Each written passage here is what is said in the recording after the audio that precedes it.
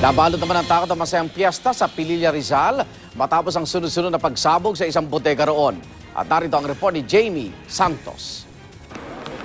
Nabulabog ang dapat sanay masayang piyesta sa isang barangay sa Pililla, Rizal matapos magkaroon ng mga pagsabog sa isang bodega pasado alas 7 kagabi. Inabutan pa naming inaapula ang apoy sa compound kung saan nakatayo ang bodega.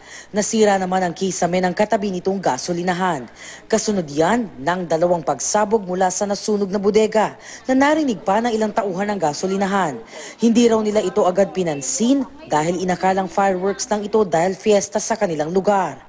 Pero sa ikatlong pagsabog, doon daw sila kinabahan. Yung manig kasi talaga siya, parang may siguro intensity 1 or 2 na earthquake. Tumawag ako doon sa may-ari. Sabi ko, ma'am, tawag ka ng bumbero. May sumabog kasi doon sa kalapit natin. Sa inisyal na investigasyon ng MDRRMO ng Pililla, Rizal, nagmula ang pagsabog sa tila tangke ng tubig sa bodega.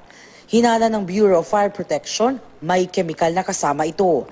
Dati raw pagawaan ng jeep ang lugar ng bodega at tanging caretaker lang ang nandoon.